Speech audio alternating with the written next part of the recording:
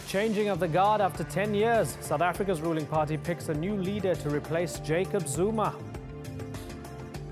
I'm Imran Garta, and today's newsmaker is new ANC President Cyril Ramaphosa. There were just 4,708 votes to count, but it took hours, suggesting a fierce battle to decide who would lead South Africa's governing party. In the end, former trade unionist and millionaire Vice President Cyril Ramaphosa stood victorious over the incumbent's ex-wife Nkosazana Dlamini Zuma. Ramaphosa now stands a good chance at becoming South Africa's next president at the 2019 elections.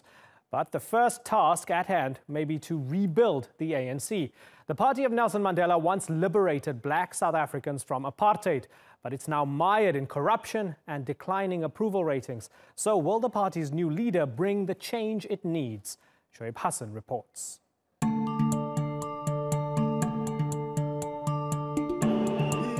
It's an event to decide the fate of South Africa's ruling party. Cyril Ramaphosa has been picked to replace the party's long-term leader, incumbent President Jacob Zuma. The deputy president is also one of the country's richest men, and his election has already resulted in a rise in the national share index. The election took place at a tumultuous time for the African National Congress, or ANC. The party has been in power since the end of apartheid, but many believe its grip has been slipping. I think they had an opportunity about a year or two ago to fix this entire situation by simply just acknowledging that they were wrong and start to fix and go on a path that can actually save the party. Where it is right now, I'm actually quite scared for it. I've got the love for it, but I'm actually quite scared for it. Much of that concern is due to the controversies surrounding Jacob Zuma. Both he and his close family members have been accused of corruption. And the country's High Court recently ordered a judicial commission be set up to probe the allegations. Zuma has agreed to the inquiry, but also fired back at those accusing him. Being black and successful is being made to be synonymous with being corrupt or being corrupt. The ANC must promote black advancement and success and fight attempts aimed at frustrating and undermining black economic empowerment and affirmative action. November 2012. But many ANC members feel there is enough to support the allegations. Zuma narrowly escaped a recent bid by Parliament to impeach him, as 26 members of his own party voted against him. The ANC's new leader now has the difficult task of uniting the party, and it will have to happen with Zuma still serving out his term as president until 2019. Will he be able to accomplish that? Or will Zuma's continued presence tear the ANC apart? Shoaib Hassan, the Newsmakers. Well, to discuss this, I'm joined from Johannesburg by Cyril Ramaphosa. She's the editor-at-large at the Huffington Post, South Africa. Also in Johannesburg, we have political analyst Oliver Dixon. And in London, Zolani Qala. He's the founder of the organization South African Business Abroad. I thank you all for joining us on the Newsmakers. Cyril Ramaphosa, Cyril Ramaphosa is the man. Has the decision left the ANC strengthened? Undoubtedly strengthened. I was there yesterday just as the results announcement were made, and it was quite a moment to see him grinning very, very widely, because you'll know that he's waited a long time for this job, and for all of this year South Africa has been sitting on the edge of its seat waiting for him to become ANC president. Well, Lani, as an ANC man, I guess the feeling is that within the ANC they feared in 2019 they were, if not going to lose in the election, going to face a huge dent to their hopes, because some would say the ANC has been complacent in the past couple of decades. Is this an example of the ANC internally trying to reform and to arrest a possible decline? Look, first and foremost, I must speak from the angle of how does South Africans in their diaspora, particularly in the business angle, out of South Africa. We must acknowledge and congratulate the African National Congress as a leading political party and the oldest in Africa as a liberation movement. to be able to conduct its internal democratic processes in a peaceful manner that they have done.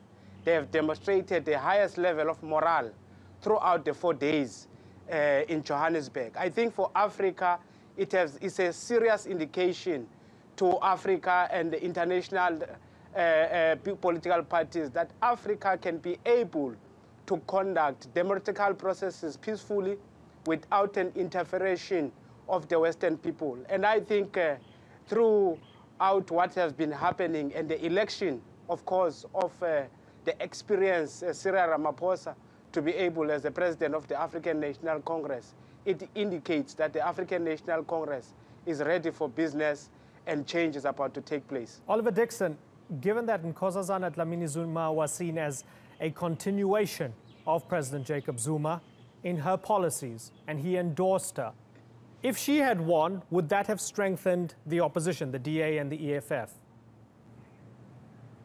That's entirely speculative at this stage, and I think it's untrue that Nkosazana Dlamini Zuma was a continuation of Jacob Zuma's policies, because in fact Jacob Zuma's policies was a continuation of Thabo Mbeki's policies. Very little differences happened in terms of Jacob Zuma's policies. His national development plan was a continuation of a foundation that Thabo Mbeki had set. Nkosazana Dlamini Zuma would have in fact been more radical in her economic policy approach than Jacob Zuma would have been. She spoke quite strongly about the reclamation of land without compensation. She spoke quite strongly about the nationalization of mines and banks at some point, and fundamental social and structural reform, which is something Jacob Zuma never really attempted to do within the ANC over his last 9 years. But whether it would have strengthened the opposition, perhaps not, because I think Nkosazana Dlamini Zuma did incredibly well to fight off or at least distance herself from Jacob Zuma. Yeah, but there were, certainly, however, Oliver, I mean, Oliver, if you'll allow me to come in for a second, right? So you have Zuma near the end, or nearing the end now. He's promising free education for the poor. The candidate that he is endorsing is pushing for radical economic transformation. And you would be forgiven for thinking that the reason they were doing this, and I say they because he endorsed her, was because of the fear of the EFF and the fact that there was a noisy bunch on the left that was stealing voters from them, so they chose populism. So isn't it fair to ask if she would have been a continuation of his latest iteration where he tried to appeal to the left and go more populist? No, Nkosazana Dlamini Zuma was certainly a counter towards the EFF's policy stance and rhetoric, and that's important to notice. However, it's unfair to attribute that to Jacob Zuma. In fact, Jacob Zuma never actually explicitly endorsed Nkosazana Dlamini Zuma. And the one instance where he spoke very highly of her leadership skills was not an endorsement. It was a celebration that was organized by organized churches in South Africa to celebrate her term in the African Union, because she had just returned from the African Union. So Jacob Zuma never made explicit endorsements of any particular candidate at any point in time. The eve before the elections, he spoke quite highly of Cyril Ramaphosa in a business meeting at a business event for Business South Africa, where Jacob Zuma spoke quite highly about the leadership capabilities of Cyril Ramaphosa and how Cyril Ramaphosa carried him quite strongly and supported him quite strongly throughout his tenure as president of the ANC and president of the country. Okay, Ferial, there's a belief in South Africa. Let me ask you if you agree with that belief, that the state has been captured by the Gupta family and other business interests, because there's a belief that under President Jacob Zuma, the state has been captured. First of all, let me ask you, do you believe that it has been captured? Absolutely. I was looking back, Imran, at some pictures of the last big ANC conference 5 years ago, 2012, and they were the Gupta brothers, almost fresh from India and sitting there as if they owned the country. In the following 5 years, they would do a number of things to, in our words, capture it, try to influence cabinet appointments, try to influence the appointments to state-owned companies so that their boards could throw contracts their way. If you track the empire that this family has built, I think it's almost unprecedented in an African developing a young democracy for such a thing to happen. And that was very much the wind beneath the wings of the Ramaphosa campaign. Okay. It's important to note, though, that he's only won by 179 votes, which does pose the question of how reformist, how anti-corruption he will be allowed to be, because he's quite hemmed in by factionists who I would argue are aligned to that capture narrative. Yeah, so part B of my question then, Ferial, is then if the state has been captured, how does Cyril Ramaphosa uncapture the state, given that President Jacob Zuma is still at the wheel until the 2019 elections, and Cyril doesn't want to, I guess, gamble too much and mess it all up until he gets to the election, which might actually make him the next president, right? Sure. So I watched the stage quite carefully yesterday, and it's the most amazing thing is that you can see power beginning to fade away from President Jacob Zuma almost immediately. I'd argue that as of today, he is a lame duck president. Our system in South Africa is a party-led one, so the party puts a president in place and a party can recall him. I don't think that's going to happen, but I think his ability to contort and disfigure the state in order to bolster his private fortunes and those of his friends, that has suffered I hope, a fatal blow overnight. What should ANC President Ramaphosa now do? Clearly we need a commission of inquiry into state capture, because from that justice can hopefully flow. Clearly we need a new chief prosecutor in South Africa and a criminal justice system that begins to work as well as things have worked in the private sector, where you've seen 4 or 5 multinationals really begin to pay the price for poor business practice in South Africa, where they became part of the story of corruption and part of the story of state capture. Zolani Kala, would you support a commission of inquiry into state capture and President of the ANC and possibly President of the country in 2019, Ramaphosa, spearheading that? Look, I think you are taking it too far. You are delaying the process already. I think let's also be able to recall what the current president of the African National Congress, the president of South Africa, have already indicated that an inquiry in this particular issue of state culture should be taking place, and that the President Zuma have indicated that he will be able, and he wished this to be taken broadly, not only about one particular family that has been alleged to have captured the state, but he wants to take it broadly to look at the Western involvement within the South African state and look at how can South Africa be able to rectify its own mistake. And if an inquiry of that magnitude take place, then South Africans and particular people of my generation will be able to identify what are the mistakes being made by our own parents, so that when it's our time to take leadership, we are then ready and prepared to know we should not work in that direction. But Zolani, so a comprehensive state capture, it will be something that I'm looking forward for. Certainly, when we spoke about state capture and we fingered the Guptas, they were named, you said Western influence. What are you talking about? Who are you talking about? Look, the single problem that you are coming up with there, and I have difficulties with, is that once you start narrowing and minimizing it to one particular family, you won't be able to understand and to go to the root cause of what is state culture. So name some other family. You should be able to create a platform. No. You should be able to create a platform to go to the root cause of what, because the word alone, state culture, is an English word. So you should be able to go to the root cause of what state culture is. When did it start to take place in South Africa? Because I can guarantee you, it's not something new. We ought to go to the root cause of it, go to it comprehensively, and look at it. How can South Africa be able, when South Africans are going to the voting polls in 2019, vote for the political party and the president that will lead South Africa genuinely, without being captured himself, because that can I ask you end up the state being captured. One final time, Zolani, is there anyone else you're willing to name as a possible candidate to look at for state capture? So Ferial has spoken about the Guptas. I've asked about the Guptas. Is there anyone you have in mind? You say we need to look broadly. Can you name one person, one group, one family, one country that we might want to have a look at as being involved in state capture? Because you say it's very broad.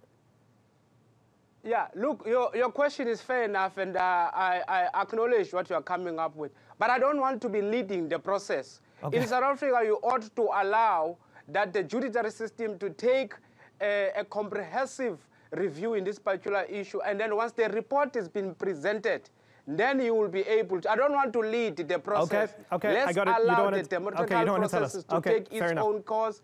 Then once the report is presented, from there, we will be able to know. But one thing I can tell you, I'm quietly sure and I'm aware, it's not one family. There's quite a lot of them. You feel it's broader than the South Africans ought to be able to know which families are those ones. Okay, you've made your point clearly, and you don't want to tell us. Oliver Dixon, I'll ask you the same question. Has the state been captured, and how does it get uncaptured then, if you believe it has been captured, during this process in the run-up to the 2019 elections?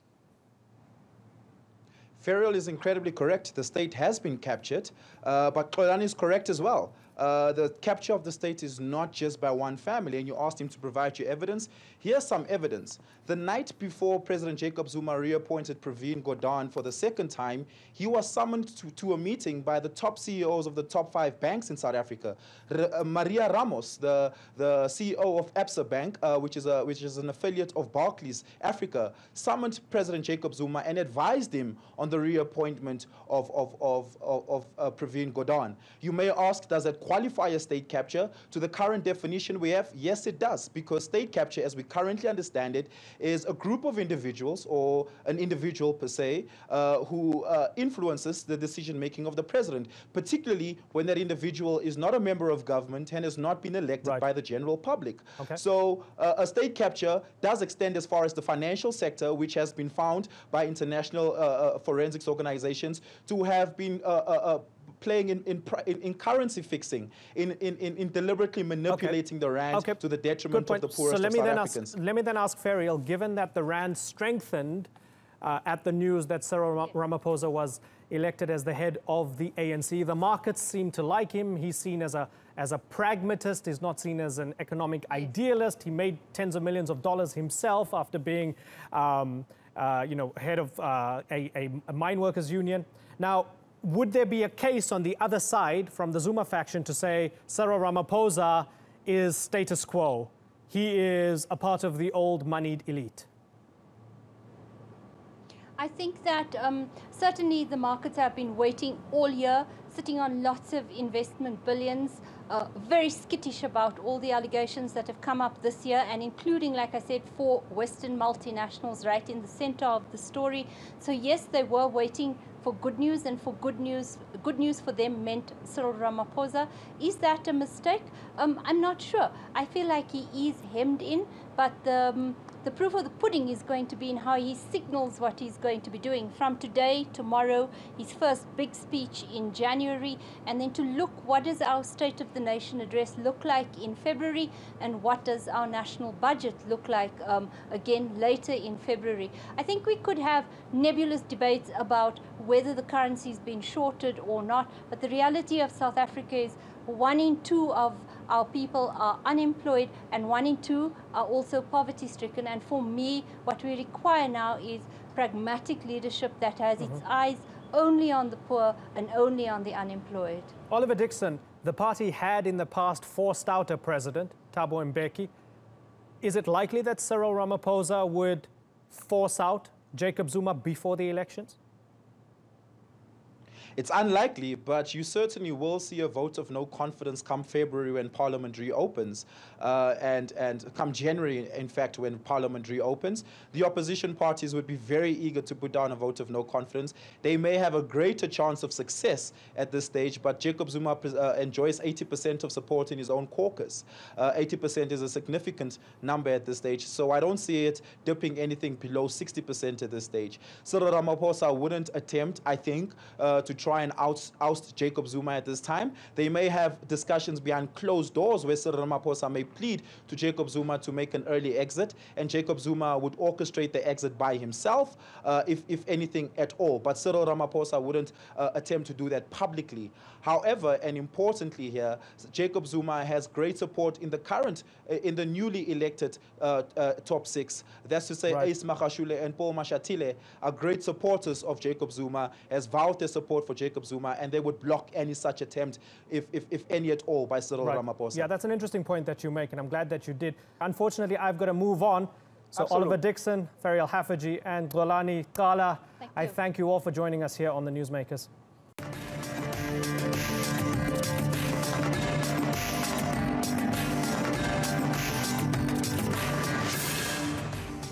Still ahead on the Newsmakers, what does the future hold for Austria now that its government is sharing power with a far-right political party? And did Donald Trump use Russia to steal last year's presidential election? We challenge author Luke Harding, who argues the claims are credible.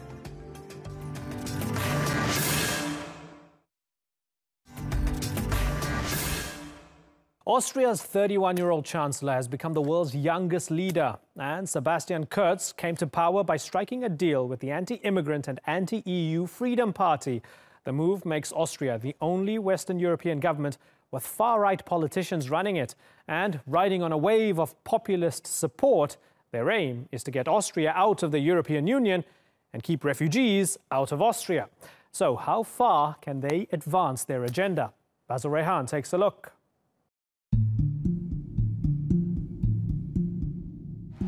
Austria has just sworn in a new government. The new Chancellor, Sebastian Kurz, is officially the EU's youngest head of state, just 31. His party's new coalition partner, the Nationalist Freedom Party, or FPO, is the first far-right movement to get into power in Europe in more than a decade. These protesters in Vienna believe Kurz has struck a deal with the devil. Thousands of people turned out to reject the FPO's new place in government. They are trying to use racism, especially racism against Muslims and against asylum seekers, to really destroy the welfare state. There's little surprise that their newly gained power isn't going down well with many. The far-right party was founded by neo-Nazis shortly after the Second World War. Their current leadership, led by Heinz Christian Strache, says today's party has no connection to its Nazi past. Their critics are skeptical nonetheless. The coalition between Sebastian Kurz's People's Party and the FPO is in some ways a natural fit. Kurz has been steering his centrist People's Party to the right for some time. His recent campaign platform mirrored much of the same policies pushed by the Freedom Party, including getting tough on asylum seekers to combat what the FPO leader calls the Islamification of Europe, and demanding more independence from Brussels on a range of policy issues.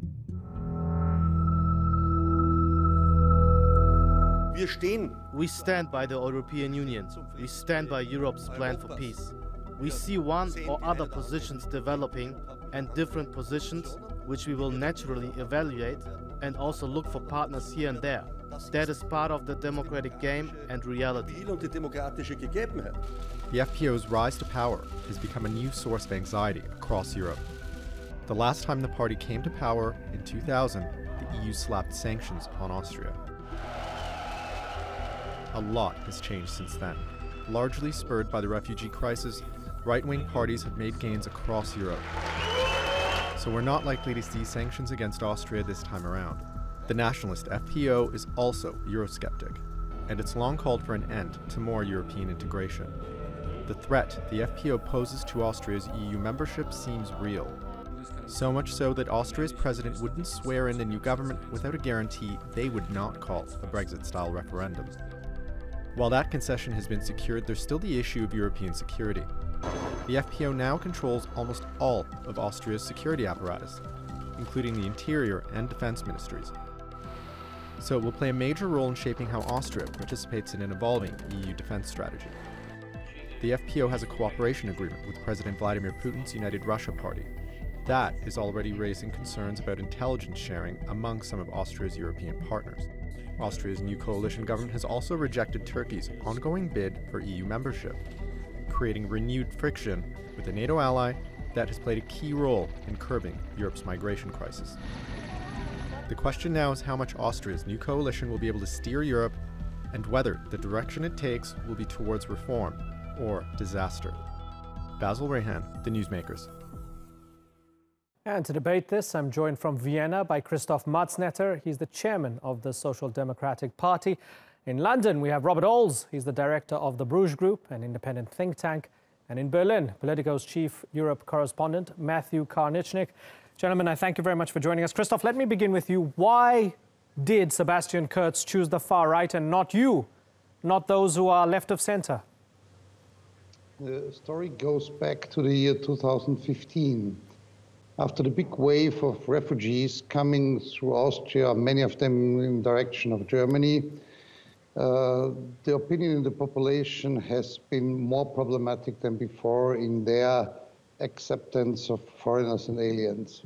And the Austrian People's Party, who was for long years our coalition partner here in the government, decided after then, especially Mr. Sebastian Kurz, to change the policy and to came nearby to the political positions of the Freedom Party of Austria, a right-wing party for a long time in an anti-foreigner campaigning structure.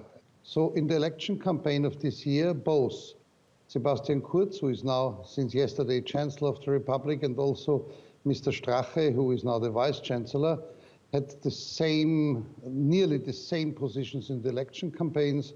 It was against all foreigners in the country, especially foreigners with religion background, Islam background, and many picking up the emotions also against the part of the population with Turkish migrant background. Right. Okay, so Robert Oles, you have the party that was founded by former Nazis, and when you look at just one example, you have the new Interior Minister, Herbert Kickl, who's a former speechwriter to the Freedom Party's ex-leader, Jörg Haider, the author of slogans such as "More Courage for Viennese Blood," "Home instead of Islam," and so on. Should we all be worried? Well, it's not the first time that the Freedom Party has found itself in government. They were invited back into government, or originally into government, in the year 2000, when Jörg Haider was still alive. And this caused a great deal of consternation throughout the European Union. But, you know, Austria survived.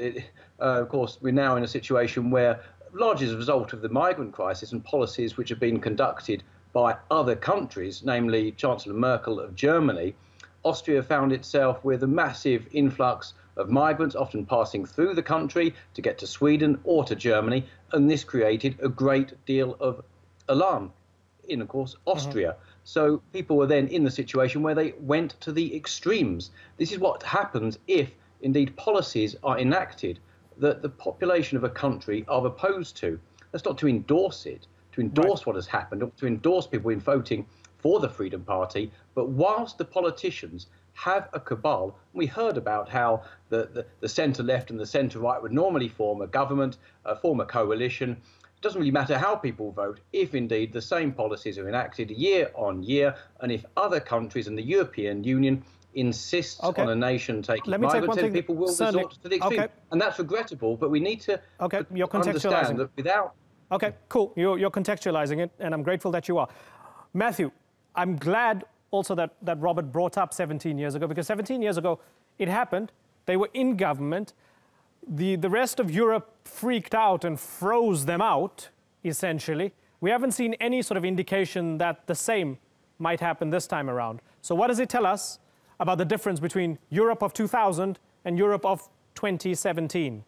Well, I think it tells us a couple of things. First of all, it tells us that what happened in 2000 with these bilateral sanctions that were imposed by Austria's EU partners at the time didn't really work. There was a backlash against them in Austria. There was a rallying around the government at the time. So they didn't really have the intended effect. And I think a lot of people in Brussels, even though Brussels itself wasn't party to those sanctions, felt that it had weakened the case for the EU by making it look as though the rest of the EU was ganging up on this small country. So I think that's one reason that they didn't do it. But it's also worth remembering that at the time, the EU itself was much smaller. It didn't include the Eastern European countries, in particular Poland, Hungary, and so forth, which are at the center of a lot of scrutiny today and which have now similar governments to the one that we see in Austria. So I think the political spectrum in Europe in general certainly has moved to the right, and you just need to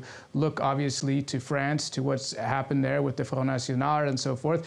But it's not primarily a Western European phenomenon, I'd say. It's at this stage still a Central and Eastern European one, and Austria is geographically right at the center of that. Although I would also note just briefly that the Freedom Party in Austria was doing quite well in the polls even before this refugee wave. They were consistently polling above 20%. Right. So even without this refugee push here, I think they would have done quite well, and they really are quite embedded in the political culture there. Yeah, it's interesting. They are embedded in the political culture. Christoph, what would you say to those who might add that, listen, you have nothing to worry about because when they're in government, they gravitate towards the center and they become defanged. So some of the stuff that might be a little bit racist, might be a bit xenophobic, just sort of withers away once they actually have to govern. They become defanged. They're not going to grab and drag everybody else towards the far right. Now, since 3 days, we have also the program of the new government. And if you look there in all the future activities against refugees, reducing the social support for people moving to Austria, you can see that as part of the policy to bring all these special regulations announced in the election campaign in reality. So we will see at the end of the day more regulation like the burqa ban, what was decided from the last government, also under the pressure of Mr. Kurz, who wanted this. So it will be complicated to have a policy which looks more for integration of the people. They are here. We have hundreds of thousands of people with migration background. And in reality, we need a policy to make the integration come through. So we need a population who lives with the people, interact with them, and live with them. And all these regulations to separate them. Even yesterday, there was the proposal from the Freedom Party side to make the housing policy, to change it and to bring them outside of the city of Vienna, like the model of Paris with their banlieues. These are all steps that makes more hate, brings more negative emotions between the actual population and the people who live there, many of them since years. Okay, so that's an interesting point. Let me ask you, Robert. Let me add to that. The UN really worried. The rights chief at the UN saying this is a dangerous development in the political life of Europe. I am very worried, the UN's High Commissioner for Human Rights, Zeid Ra'ad Al Hussein, told AFP. So keep that in mind. And then keep in mind what Christoph said. We just have a small sample of a few days. They already want to close the doors to immigration. They want migrants, refugees to hand over their cell phones and hand over their cash. They want to cancel Turkey's EU accession talks. So small sample of just a few days, and that's why people are worried. You would accept that they're not going to gravitate towards the center. They're going to push a far-right agenda, aren't they?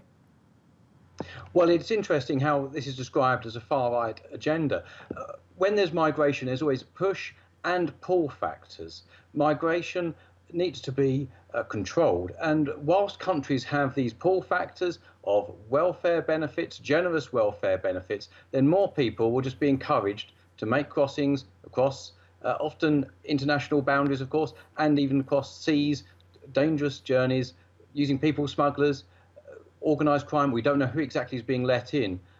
There's terrorism concerns as well in so many cases. So whilst these pull factors are not being addressed, there's a whole deal of problems that come with them. And countries addressing these pull factors, well, it seems to be very selective. Who is called out? Germany has taken measures to restrict access for migrants, benefits. They have to be resident for 4 years and contributing for 4 years before they're actually entitled to benefits. Denmark, we don't hear criticism of Angela Merkel for such a policy. She's not called out and called far-right. So Denmark has managed to restrict access to migrants. Let's ask Matthew. They're not called out. It seems to be very, very selective. It is. And there seems to be an attempt here to try and isolate people that are considered beyond politically extreme. But then you see there's a double standard. So let's work with that.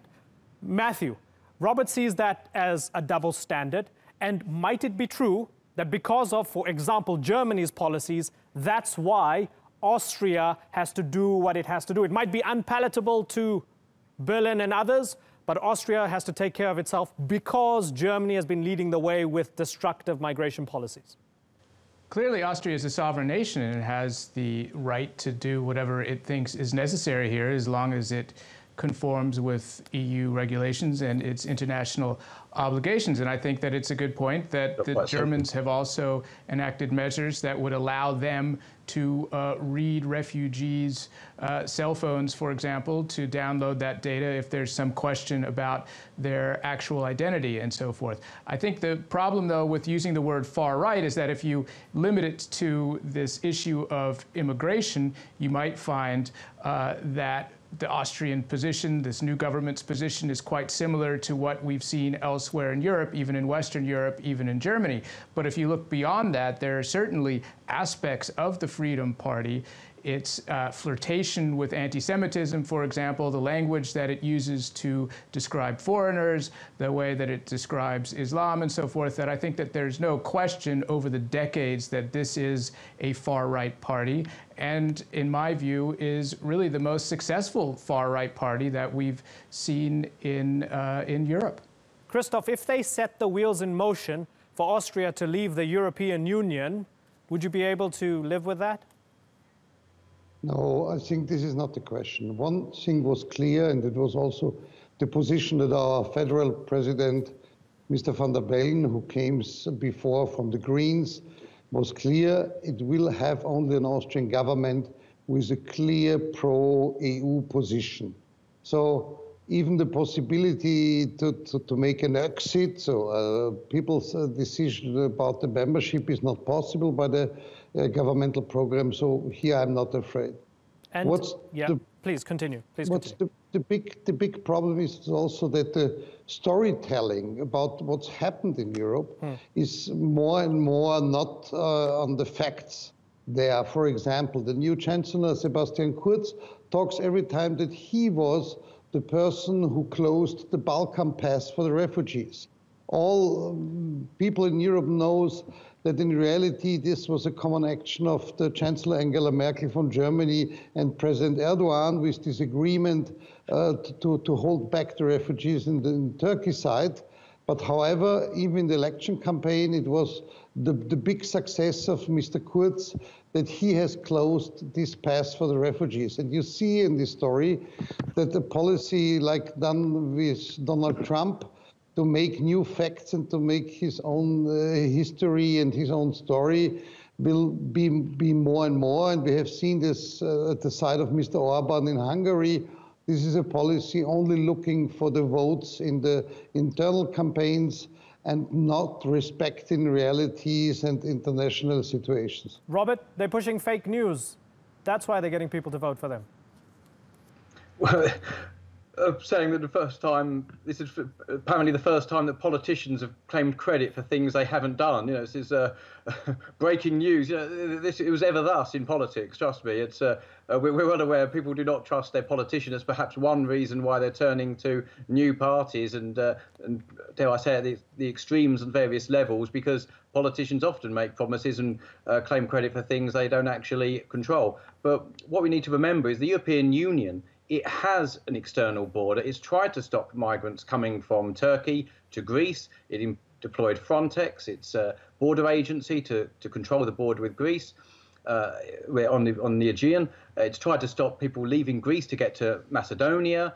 What they don't like is internal borders within the European Union. Obviously, there's a need for these. And it doesn't like dissent. It doesn't like people like Viktor Orban or the Polish government saying, no, we will not take a quota of migrants. And these countries, these governments that are so-called anti-migrant, they do actually have the support, the massive support of their own population. And that's a good point, certainly. Restricting particularly Islamic immigration. Certainly. Now, people may say that's unpalatable. The European Union is playing with fire if they will force countries to take a quota of migrants when these countries have expressly said no. Understood. And that's the tension between Brussels and sovereign states who want to reflect the will of their population. Matthew, let me ask you very finally, with what has happened in Austria, might there be a sort of contagion? Might we see the Le Pens and the Wilders of the continent revived and rejuvenated? No, I don't think so necessarily. There's not any evidence really that the success of one right-wing movement in a European country has any tangible effect in another. And if you remember at the beginning of the year, there was a lot of fear that we would see Le Pen come to power, we would see Wilders come to power. And in fact, just a year ago now with the Austrian election, there was also concern that the Freedom Party candidate Hofer would win, and he didn't. So I think, it really depends on the country. It depends on the political mood of the country. There was also concern going into this last election that the Freedom Party would win, would finish first, and they didn't. They actually finished third. It was a very close race. They're now in government, but they didn't actually win the election. But I think that there's no doubt that this question of migration remains the biggest political challenge facing Europe, and that this new government in Austria is going to put that country somewhat more into the camp of the Central and European countries, which, as Robert was saying, are really dead against taking in any refugees. Austria has been a country that has taken in more per capita than almost any other European country over the past few years. So I think this is going to remain a very, very contentious debate. Yeah. Okay, gentlemen, I've got to move on, but it's been really good talking to all of you, Matthew Karnichnik, Robert Ols, and Christoph Matznetter. Thank you very much for joining us here on the Newsmakers.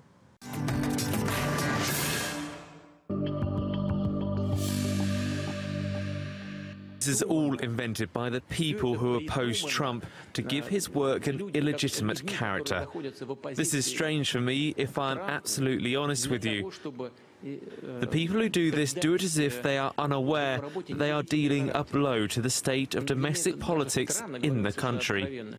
Capitol Hill is on edge over whether Special Prosecutor Robert Mueller will announce charges against Donald Trump for colluding with Russia to steal last year's election. 4 officials have already been indicted, and the White House in recent weeks has gone on the offensive. Trump, along with several Republican lawmakers, have accused Mueller of bias and employing improper tactics. The latest, that Mueller illegally obtained thousands of emails from Trump officials. Democrats are openly worried that Trump is preparing to fire the special prosecutor, and liberal groups, along with a former attorney general, have called for mass protests if that happens. Well, to take us through this and more, I'm joined by writer Luke Harding. He's the author of the new book, Collusion, Secret Meetings, Dirty Money, and How Russia Helped Donald Trump Win. Good to talk to you. I'm going to park off Mueller a little bit here because, of course, the White House has got Mueller sweating, Mueller's got the White House sweating, and that's doing its own thing. But I'm very interested in what your book actually says or purports to say. In a nutshell, how much proof do you have in your book that Trump colluded with Russia and that they might have helped him over the finish line? Well, I think to understand the extraordinary events of 2016, the American presidential election, you have to kind of go back in time to the Cold War and to the fact that Donald Trump has been engaging with Russia and indeed the Soviet Union for at least 30 years. And we have secret meetings last year, as my book suggests, but we also have Donald Trump flying to Soviet Moscow as far back as 1987 to discuss hotel deals. And I think what's pretty clear is that the Kremlin, in its current incarnation, but also in its sort of past incarnation, have spent considerable time and effort getting close to Donald Trump and getting close to people around him. Okay, so the Kremlin got close to Donald Trump and close to people around him, but that doesn't mean that they colluded and that they helped him steal an election, does it? Well, I mean, there's a kind of abundance of proof here already in the public domain, separate to what Mueller may or may not find. Bear in mind, we already have US intelligence agencies which say the Kremlin hacked Democratic Party emails last year explicitly with the purpose of helping Donald Trump and chopping the legs off Hillary Clinton. That was very effective. There were 2 massive dumps of information at moments of maximum embarrassment for Hillary. But additionally, what we now know, thanks to Mueller and thanks to kind of newspaper reporting, is that people from Trump's team, including his son, Donald Trump Jr., met with a lawyer from Moscow who was promising incendiary information which would help Trump again. We know of other plots as well involving My Town London and a foreign policy aide called George Papadopoulos. And I think you put this together and it's pretty clear that there was collusion. Okay, but isn't it also just playing the game, and doesn't everybody do it? On the one hand, you have countries supporting candidates that they like in other countries. The United States does it nearly everywhere. And on the other hand, you have political campaigns taking help from wherever they might get it.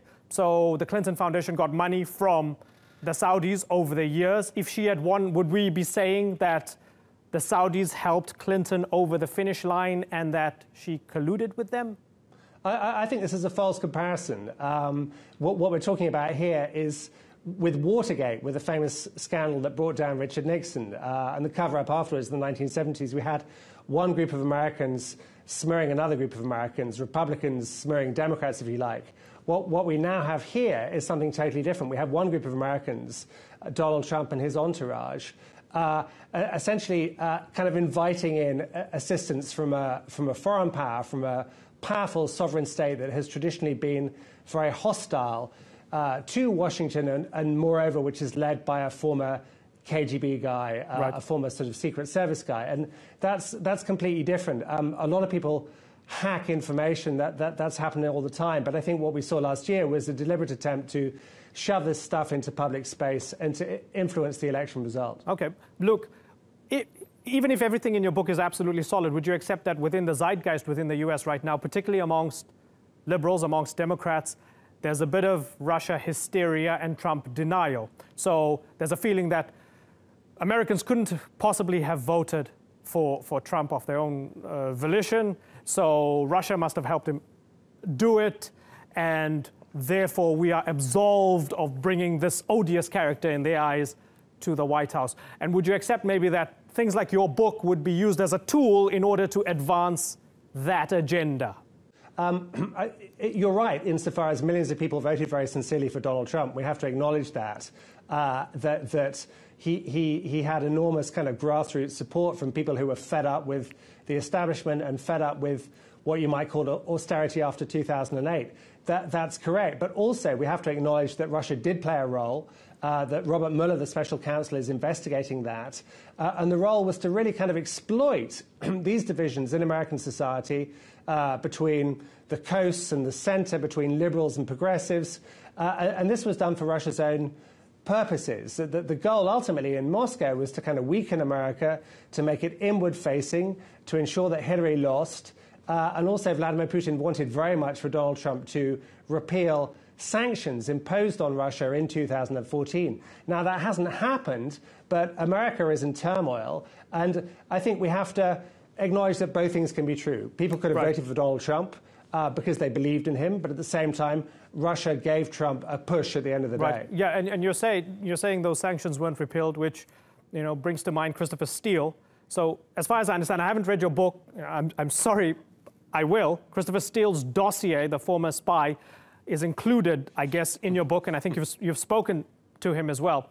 And there's this idea that there was this dirt that the Russians had on Trump involving prostitutes, golden showers, you name it. And that's why the Russians had this sort of control over Donald Trump, because of dirt that they might have had over him. But my question then is, 1 year on, what evidence is there as Commander-in-Chief over the past year that he has been doing Russia's bidding? Because the sanctions are standing, he slapped new sanctions, on Ukraine he's been talking tough. So if he's their lackey or their Manchurian candidate, he's doing a terrible job of it, isn't he? I mean, with respect, I don't really accept your analysis. I mean, I think some of this story is secret, and some of it is in plain sight. And the stuff in plain sight is the fact that, as I'm sure you would kind of acknowledge, Donald Trump hasn't criticized Vladimir Putin at all. He's terribly rude about many other leaders. Most recently, he was rude about Theresa May, who's the prime minister of my country, Great Britain. He doesn't like the Germans much and says nasty things about Angela Merkel. But the one leader he's consistently praising of is Putin. He says he's smart, he's wise, he's clever. And you can tell from the body language whenever they meet, whether it's in Hamburg this summer, in Vietnam a couple of weeks ago, or the 2 phone calls they've had in the last 4 days, there's a kind of effusive relationship. Now how does one explain that? And the dossier by Christopher Steele, which I think is broadly correct, doesn't mean it's right 100%, but I think overall he got it right, is that the Kremlin and Putin do indeed have compromising stuff on Donald Trump, I suspect, going back a very long way, and this gives them kind of leverage. And I confidently tell you one other thing, which is that Trump will never criticize Vladimir Putin so long as he is president of the United States. Now, my question to you is, how do you explain that? Yeah, no, he doesn't criticize him. But then again, I struggle to explain Donald Trump in general, right? So I'm going to do a bad job of psychoanalyzing him. As we kind of bring this back to the beginning to Mueller, let me ask you what you think it would mean if Trump fires him. If Trump fires Mueller, he calls it a witch hunt. He's anti this investigation. If he fires him, what will that tell you? Would that be the smoking gun that this guy has colluded with Russia and now he's just getting Mueller out of the way? Well, remember what brought down Richard Nixon? It wasn't so much the crime, this kind of rather low-level break-in at the Democratic Party headquarters. It was the cover-up afterwards and all the kind of lying and obstruction of justice. Now, we've already had Donald Trump firing James Comey in May. All of Trump's aides said it was to do with Hillary and Hillary's emails, and then Donald Trump went on TV 24 hours later and said, no, it was the Russia thing, that's why I sacked her, I was always going to sack her. So I think if he fires Mueller, we will be in new and troubling and dark territory. I think this will create an enormous political and kind of constitutional crisis, and even for those who are skeptical of this whole Russia story, I think will show that Trump has got something to hide, because if, as he says, he's blameless, there's nothing to see here, move along, guys, all fake news, then he can let Mueller report and conclude that there's nothing. But the thing is, I think there is something. I think the dossier is right. And of course, there's the kind of haunting question of Donald Trump's tax returns, which he still refuses to publish, and what deals he may or may not have done with Moscow, financial deals, in recent years. Luke, it's been an absolute pleasure talking to you. Luke Harding, thank you very much for agreeing to appear on the Newsmakers.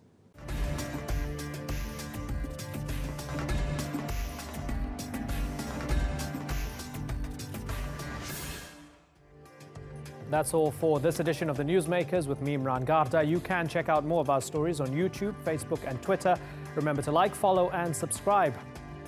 Next time, Catalans head back to the voting booths to replace the leaders Madrid kicked out after the region's push for independence. Will this be the end of the rift? Until then, thank you for watching. Bye-bye.